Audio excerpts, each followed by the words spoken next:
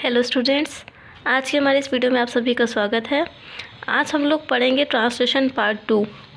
Part 1 में हम लोगों ने प्रेजेंट इंडेफिनिट टेंस पढ़ा था, ठीक है। उसमें हम लोगों ने पढ़ा था कि इंडेफिनिट टेंस को कैसे चेंज करते हैं, ठीक है, हिंदी से इंग्लिश में। आज हम लोग प्रेजेंट कंटिन्यूअस टेंस पढ़ेंगे। प्रेजेंट कंटिन्यूअस टेंस होता क्या है पहले ये जानते हैं। देखिए पहले लिखा है प्रेजेंट कंटिन्यूअस टेंस के वाक्यों से ज्ञात होता है कि कार्य अभी पूरा नहीं हुआ है बल्कि जारी है। देखिए आपको जो कंटिन्यूअस वर्ड है उससे ही समझ में आ रहा होगा कि कोई काम लगातार हो रहा है, ठीक है। Continuous tense, present continuous tense को प्रेजेंट इम्परफेक्ट और प्रेजेंट प्रोग्रेसिव भी कहते हैं, ठीक है। इसकी पहचान है रहा है, रही है, रहा हूँ या रहे हो। देखिए जैसे हम लोग बोलते हैं राधा काम कर रही है, मम्मी खाना बना रही हैं, मैं आज स्कूल जा रहा हूँ, ठीक। इसी तरह के सेंटेंसेस जब हम लोग बोलते हैं तो वही हमारा प्रेजेंट कंटिन्यूअस टेंस कहलाता है। जैसे कोई भी कार्य हम लगातार करते जा रहे हैं। देखिए एग्जाम्पल में हमने दे रखा है ही इज़ रीडिंग अ बुक, वह एक किताब पढ़ रहा है। देखिए यहाँ क्या काम हो रहा है कि एक पर्सन है जो कि किताब पढ़ रहा है, तो पढ़ रहा है ये हमारा क्या हुआ, कंटिन्यूअस फॉर्म हो रहा है, ठीक है। अब देखिए इसको चेंज करने का तरीका क्या है।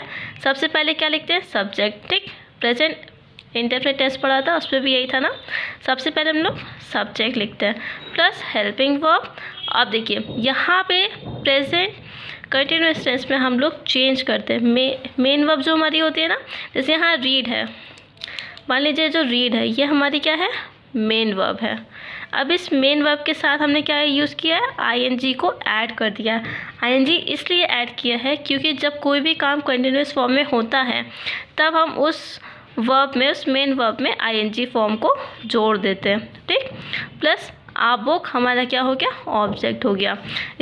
इसी तरह हमारे सेंटेंस क्रिएट हुआ he is reading a book, वह एक किताब पढ़ रहा है। वह की इंग्लिश ही के साथ हेल्पिंग वर्ब हम लोग ने बताया था ना, ही शी इट के साथ हमारा या किसी भी सिंगुलर नंबर के साथ हमारा इज़ एम आर लगता है, ठीक। वैसे ही आई के साथ एम का यूज़ करेंगे और किसी भी प्लूरल नंबर के साथ यू वी दे के साथ क्या यूज़ करेंगे, आर का यूज़ करेंगे। या दो से ज़्यादा लोगों की बात होगी वहाँ पे हम आर का यूज़ करेंगे। फिर से देख लीजिए ही शी इट, इसके साथ हम किसका यूज़ करेंगे, इसका यूज़ करेंगे। आई के साथ एम का यूज़ करेंगे और यू वी दे के साथ हम आर का यूज़ करेंगे, ठीक है। तो वैसे देखिए यहाँ पे ही था, ही के साथ हमें क्या यूज़ करना है, इज़ का, तो ही के साथ हमने इज़ लगाया। रीड हमारा मेन वर्ब था, इसके साथ हमने आईएनजी फॉर्म को लगाया, ठीक। तो आईएनजी इसमें ऐड कर दिया, रीडिंग हो गया, रीडिंग आ बुक, ठीक। अब देखिए जैसे प्रेजेंट इंडेफिनिट टेंस में पढ़ा था अफर्मेटिव सेंटेंसेस होते हैं, नेगेटिव सेंटेंसेस होते हैं और इंट्रोगेटिव सेंटेंसेस होते हैं। वैसे ही हम लोग प्रेजेंट कंटिन्यूअस टेंस में भी पढ़ेंगे अफर्मेटिव सेंटेंसेस, नेगेटिव सेंटेंसेस और इंट्रोगेटिव सेंटेंसेस। चलिए सबसे पहले अफर्मेटिव सेंटेंसेस देखते हैं। जैसे अफर्मेटिव सेंटेंसेस हमने उसमें भी बताया था क्या होता है, जब आप सिंपली कोई सेंटेंसेस बोलते हैं, ठीक। जैसे बताया था मैं खाना खा रहा हूँ, राधा पढ़ रही है, ठीक। इस तरह के कोई भी सेंटेंसेस होते हैं तो वो हमारे अफर्मेटिव सेंटेंसेस कहलाते हैं। इन्हें हम सिंपल सेंटेंसेस भी बोल सकते हैं। अब जैसे मैं एक पत्र लिख रही हूँ, देखिए लिख रही हूँ मतलब क्या है, रही हूँ, वो काम अभी भी मैं कर रही हूँ। तो ये हमारा प्रेजेंट कंटिन्यूअस की यही पहचान है, रही हूँ, रही है, रहे हैं, ठीक है। अब देखिए मैं का आए, मैं मतलब कौन, मैं हुई, मैं का क्या लगाएंगे, आए के साथ हम हेल्पिंग वर्ब क्या यूज़ करते हैं, एम, बताया था ना, आई के साथ एम। अब देखिए पत्र लिख रहा हूँ, लिखने की क्या होगी, राइट, बट कंटिन्यूअस फॉर्म है तो मेन वर्ब के साथ आईएनजी हम लगा देंगे। तो मेन वर्ब के साथ आईएनजी लगा देते, तो राइट के साथ आईएनजी, राइटिंग हो गया हमारा, राइटिंग अ क्या लिख रहे हैं? पत्र। तो राइटिंग अ लेटर। ओके, तो इसी तरह मेरा सेंटेंस बन गया I am writing a letter. ठीक, नेक्स्ट देखते हैं। वह एक गाना गा रही है। वह एक गाना गा रही है, तो जो काम हो रहा है वो अभी भी हो रहा है। जो एक लड़की है वो क्या कर रही? गाना गा रही। तो वह शी, देखिए ही शी इट के साथ क्या लगता है? इज़। तो यहाँ पे शी है, शी के साथ भी हम क्या लगाएंगे?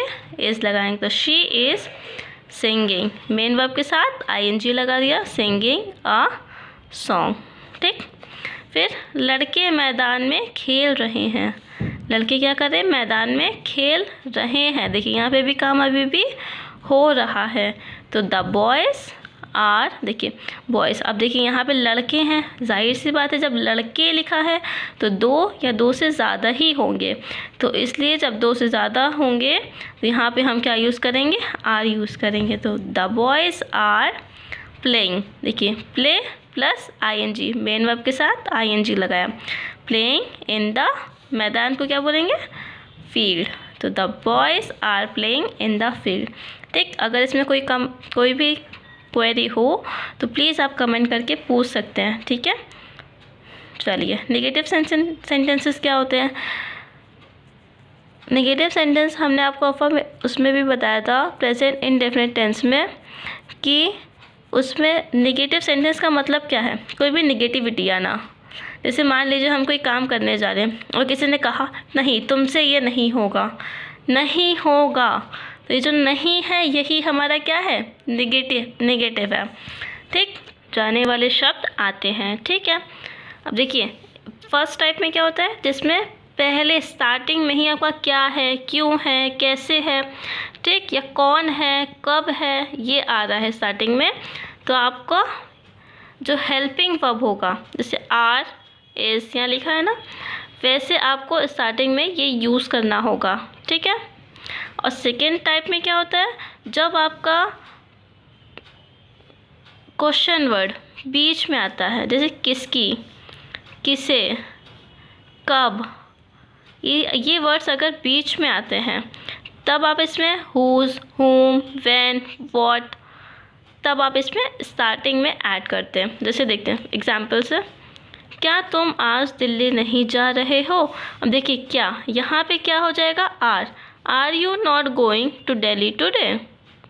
ये जो क्या था वो हमारा आर में चेंज हो गया यहाँ पे।